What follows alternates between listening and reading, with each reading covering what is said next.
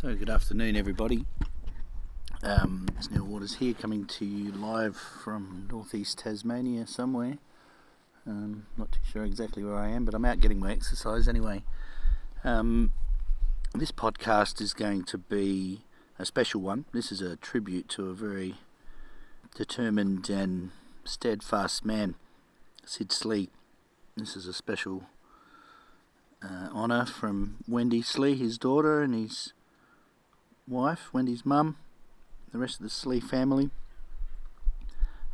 because Sid was a pioneer and a true believer of thylacines being present on the mainland, particularly in the area around the Slee family farm.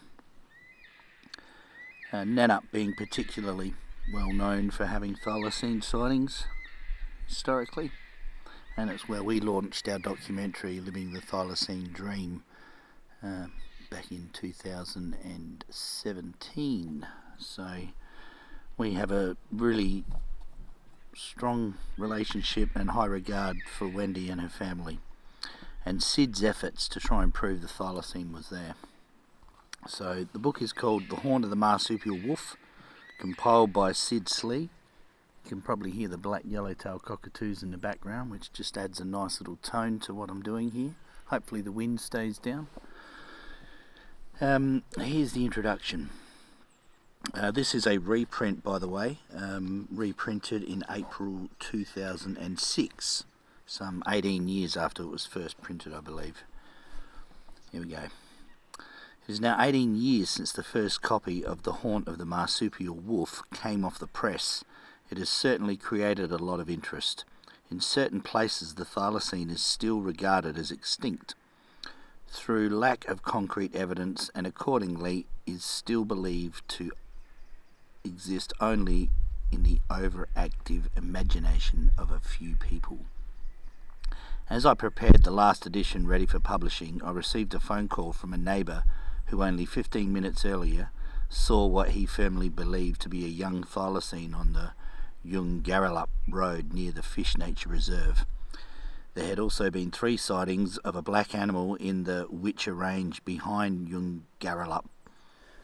A thylacine was seen crossing Vass Highway onto our property at 8 o'clock one morning. Another was seen on the Princefield Road towards Wannerup at approximately the same time of the morning. I also received a report from Northcliffe, several from Moora, and a report from Bruce Hunt, who saw a thylacine cross the Hines Hills Nungaran Road on August 14th, 1992. We have here a creature distinctly different from any other Australian animal. They sometimes lack the usual stripes of the Tassie tiger, being all black, yellow, or sometimes grey coloured, thus giving them the appearance of a cougar or mountain lion at a distance. The footprints are always dog-like, with claw marks showing. While large cats may exist, I have yet to see one or even a large cat footprint. The thylacine is very shy of car or spotlights and will steer clear of them. Thus they are never involved in accidents on the road as kangaroos are, but will readily eat the head and neck of kangaroos freshly killed this way, meaning roadkill. In the early 70s, the thylacine was entirely responsible for the eradication of the little grey brush wallaby, which up till then lived in large numbers in this area, killing them for sport only, as none were ever found eaten in the conventional thylacine manner. On examination, their rib cages were always crushed from the back by a creature with large, strong jaws. Today, the grey brush are very rarely seen. Over the last 5 years, we have received so many reported sightings from many parts of the southwest of Western Australia. It makes my mind boggle when I contemplate the numbers of these creatures there must be in this part of Australia, a situation which can only be classed as incredible. And that's signed Sid Slee. Chapter 1. Thylacine, the Marsupial Wolf. With our 200th year just around the corner, I dedicated this booklet to an animal which has, by its cunning, not been documented, and to the people who do not wish to know about it. The information I gathered over the first 40 years came from within the confines of our farm boundary fence. While I neither hold a degree in zoology or even profess to be a writer, I am trying to get an important message across. After reading this story, I hope to convince you that the Thylacinus, or Thylacine, technical name, is still alive and well on the mainland of Australia. Personal experience, reports and the sightings that have occurred over many years and the numerous telephone calls that have come to us from all areas of Australia leave no doubt that many other people are aware of its existence as well. These are amazing and fascinating animals. The thylacine is Australia's largest carnivorous marsupial with given nicknames of tiger or wolf. It was supposed to have disappeared from the mainland of Australia thousands of years ago, but this is not so. The female thylacines carry up to 3 or 4 young in a rear opening pouch. Colours vary from light cream through to jet black, and stripes are not always predominant. It has 46 teeth in its mouth, which includes 2 extra sets of crushing teeth compared to a dog and 2 extra vertebrae in its neck. With an 180-degree opening of its jaws, the wolf is capable of chewing a kangaroo's head off. It has 5 toes on its front feet and 4 on its rear. It can stand on its rear legs and actually hop off like a kangaroo, then drop back to all fours. Its habits are usually nocturnal and very shy of man. My father took up our present farmland at the inception of group settlement toward the end of 1922, adjoining the state forest of Yungarrallup. Prior to this area being surveyed into farming lots, it was a large pastoral lease stretching from Wannerup in the north to Acton Park in the south. There was a gate across the Nannup Road out by the cemetery to stop the cattle wandering into Busselton. They could wander east as far as they liked to go. This lease was run for some time by the Riley family. They, in later years, used to tell my parents that whatever they wanted their cattle, they were always found in the thickets at the bottom of the 12-mile hill on what is now our property, because of the good water and the palatable scrub that grew there. This, I believe, was also an attraction for the large number of kangaroos and the other small marsupials which abounded there, and of course their predators. With the coming of the group settlement, the clearing was done with hand tools, the axe and mattock, and of course the draft horse. The going was very slow and hard. No sooner was the land laid down to pasture than we were inundated with large numbers of kangaroos. Their persistence was unbelievable. One Spanish settler who had lived here some time before my parents used to say that with the coming of the group settlement there was a marked improvement in their meat. He lived exclusively on a diet of kangaroo and pumpkin. When I was very young, before there was any dieback in the timber around home, the gullies and hillsides were lush green thickets, and what is now poor claypan country down below our house were thickets of paperbark, tea tree and banksia, intermingled with blackboys, grass trees, scrub and reeds that were impossible to penetrate except where there were animal paths to follow. The whole country was fresh and young. In 1936, in an effort to catch whatever was responsible for stealing our chickens, my father set traps in front of our chicken house, and one morning, by hurricane lamp, was surprised to see he had caught a strange, long-legged cat-like creature. It made a type of hissing noise at him before pulling its foot off and disappearing into the dark. On one occasion in 1940, while I was going to investigate where a shooter late one evening said he thought he had shot a fox, I found to my surprise a dead creature on the edge of the thickets of our property. I knew, although I had never seen an animal like this before, and although it lacked the black transverse stripes, this part dog, cat and part kangaroo was a marsupial wolf.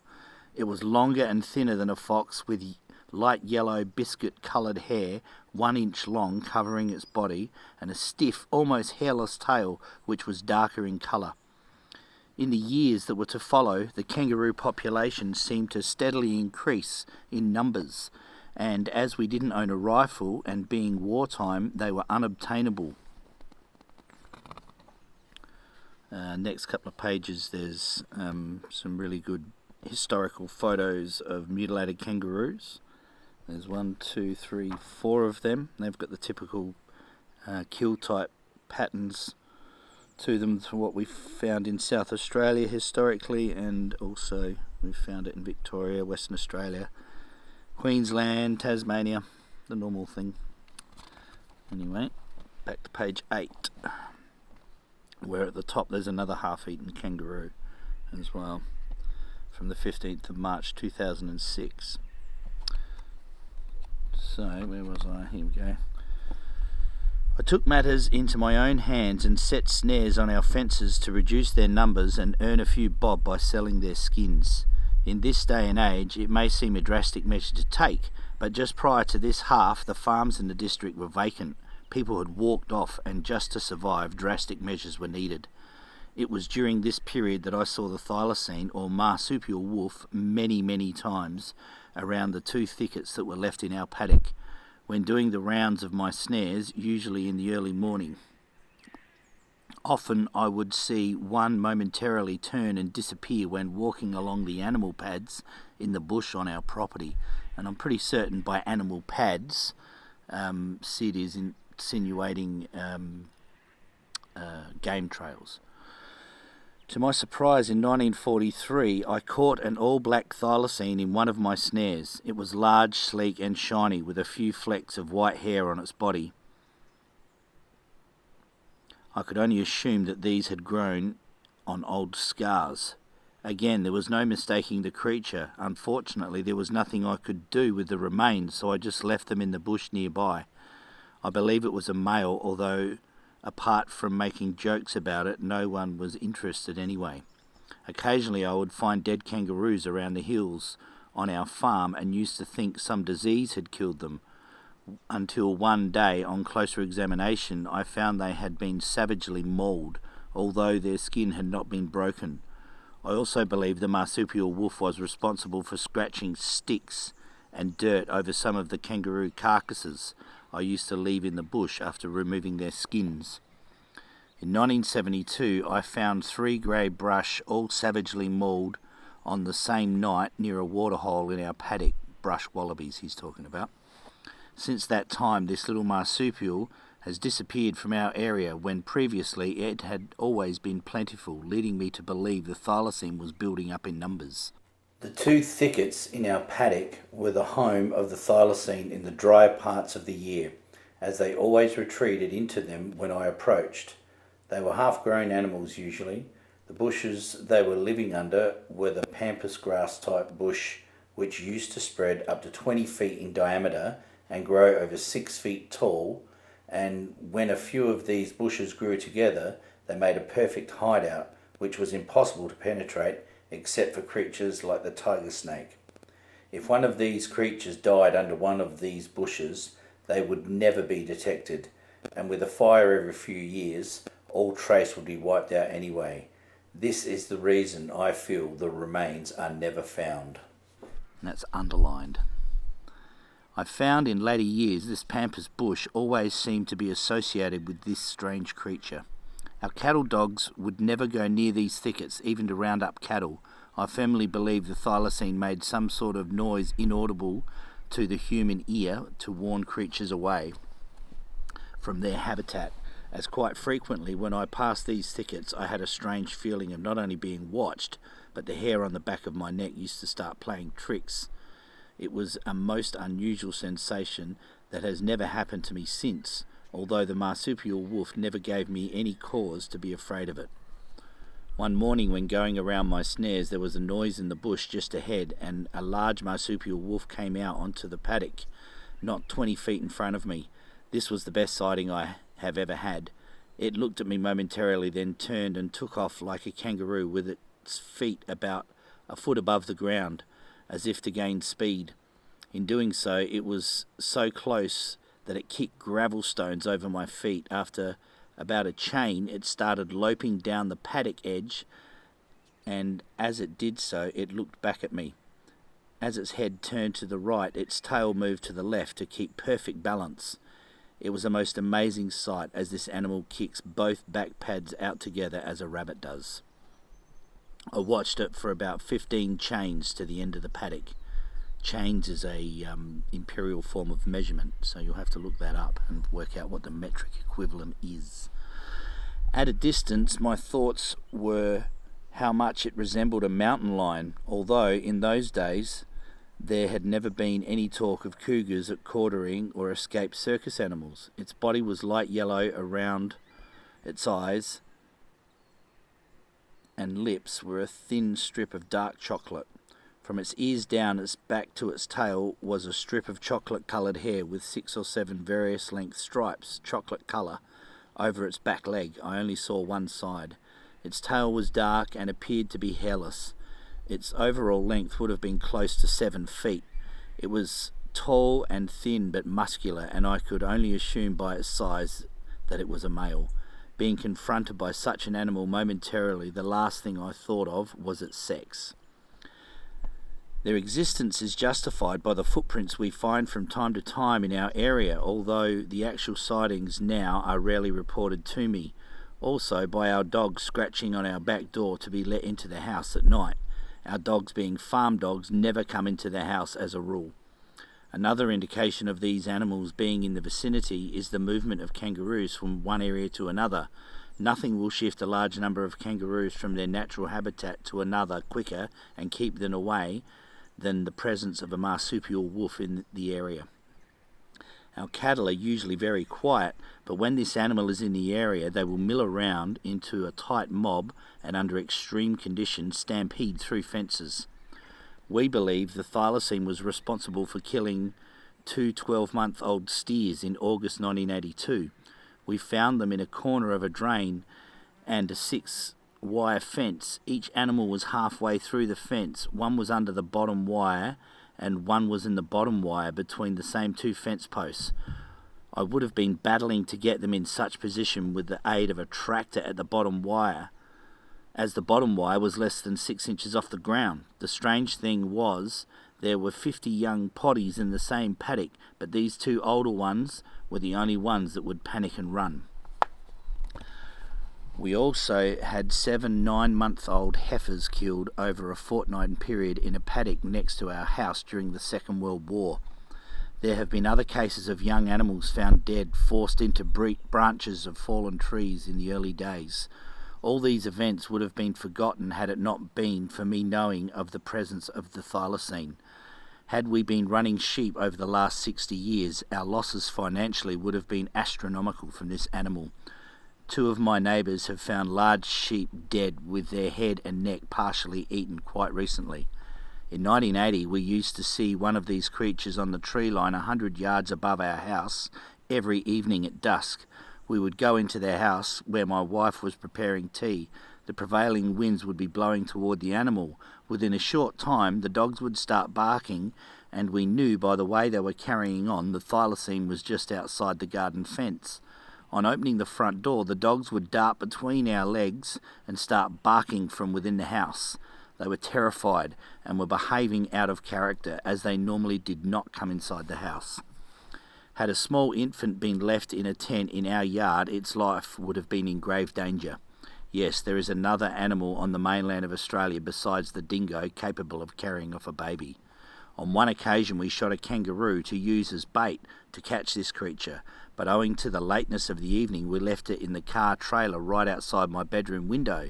Next morning we found the kangaroo on the ground on the house side of the trailer with its head and neck eaten off. The rest of the kangaroo was still intact. Alongside was a small piece of jaw with the large front teeth still in it. All the skin, ears, eyes were eaten, and the kangaroo was left so clean a surgeon couldn't have done a better job. We then found footprints in the soft soil on the road adjoining our property.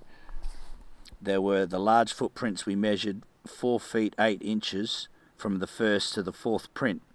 This was a large animal. There was a smaller set of prints, I believe to be a female, as directly behind these were 3 or 4 sets of very small prints, obviously young ones. The whole family was there and the prints were excellent, so I rang the local newspaper to come and photograph them, but they wouldn't. In the summer of 82-83, we used to find two sets of thylacine prints in the sand in the lane behind our dairy almost every morning coming to the water trough.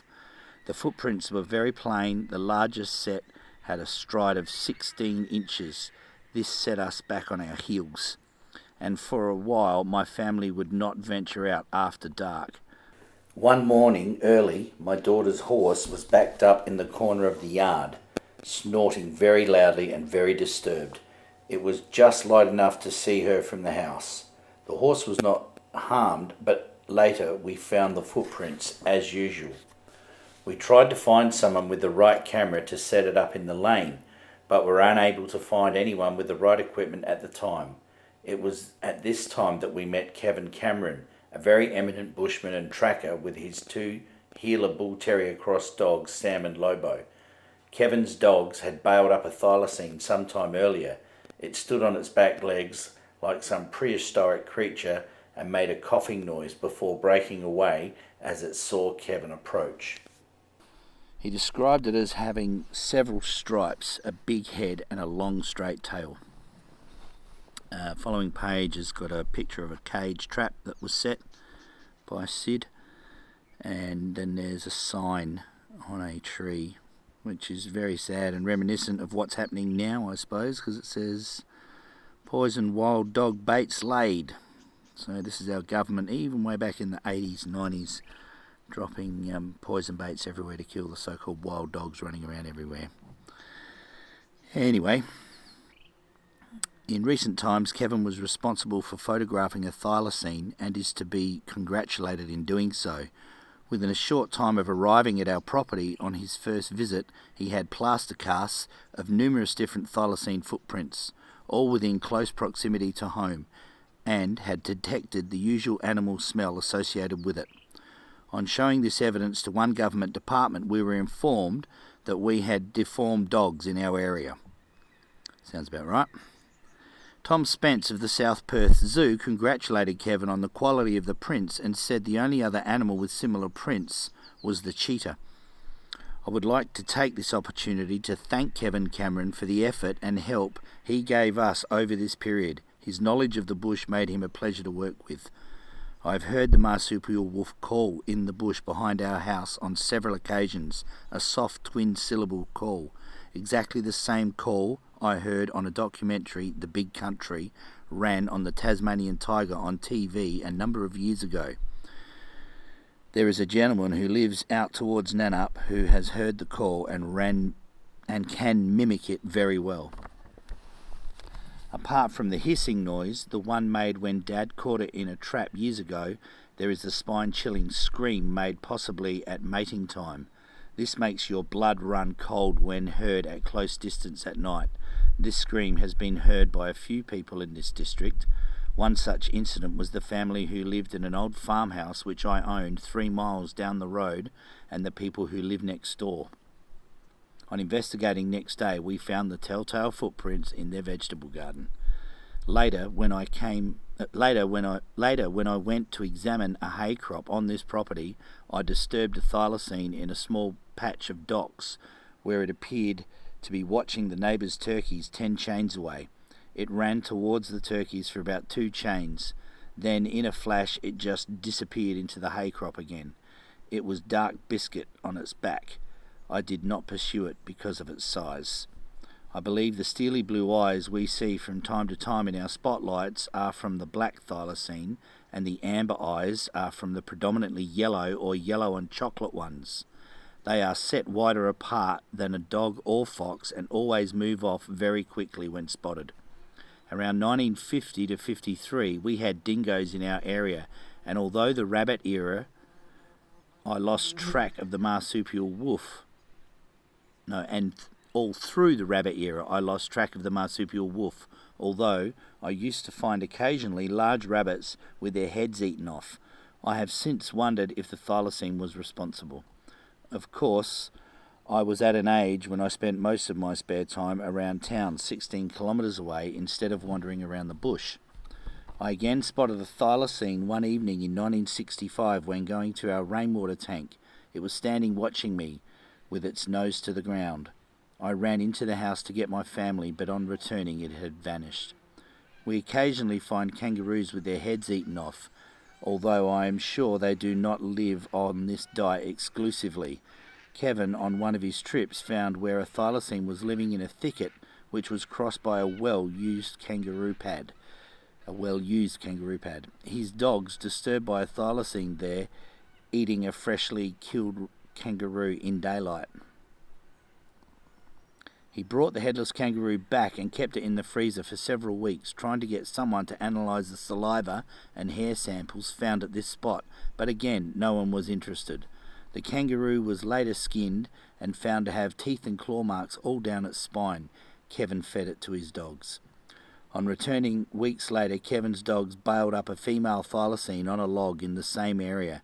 It had a large pouch, obviously carrying young, and black transverse stripes.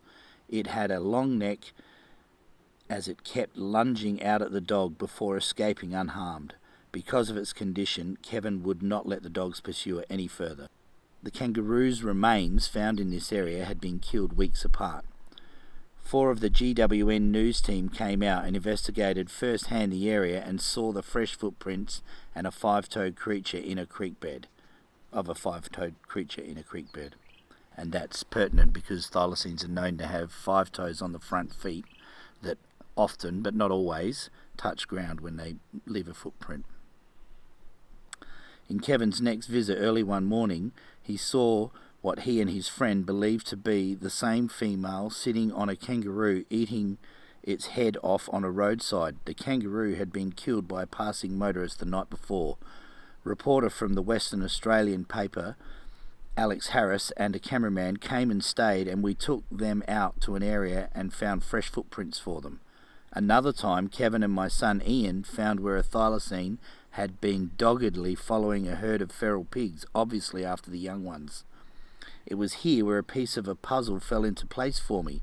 My father, over a long period of time, used to have whole litters of baby pigs just disappear at night without trace. The sows used to be very disturbed in the morning when the young disappeared, and we used to think they must have eaten them. Now, on looking back, I'm sure the thylacine was responsible for the loss. We have 3 cages which we have baited from time to time. Apart from the fact that we are dealing with a very cunning animal, it is very time consuming, and as dairy farmers, we just do not have the time. Then there is the feral cat, which does not grow anywhere as big. It does not have the wide, square-bottomed jaw, or the long, dog-like nose, or the stiff, almost hairless tail, which is thicker where it joins the body, or the unusual back legs. They haven't the strange craving for kangaroo or sheep blood as a marsupial wolf has. A feral cat is a feral cat.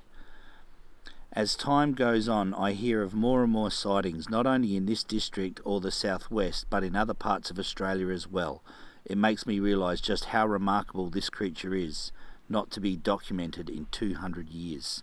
I have been trying to inform various government departments over a period of 40 years that this animal exists here, and have written no end of letters to the papers, some of which are never published.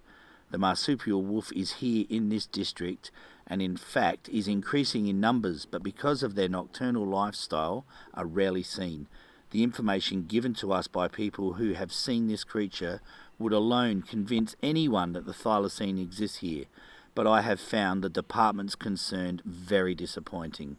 No doubt, if one is caught dead or alive, it would be confiscated by the authorities, and of course the books on Australian fauna will then have to be altered. Yes, there are wolves in the Witcher Ranges, marsupial wolves. If you have any doubt in my integrity, just remember, you have been told. Sid Slee, Hillside Farm, Yungarillup. So that's the first chapter of Sid's book. I'm going to stop it there, and I'll do another chapter for you next. So this podcast is reasonably easy to email, being the size of the file being the issue. We got 30 minutes under the belt there for that first chapter. So yeah, I hope you enjoyed that, and I'll get the second chapter recorded for you soon, and you'll be able to enjoy hearing Sid's remarkable little book. It's a great book, and hard one to get hold of. It's pretty rare these days to find this one for sale, but it's a great book, and we thank Wendy Slee and the Slee family for allowing us to share this with you anyway. Thanks very much.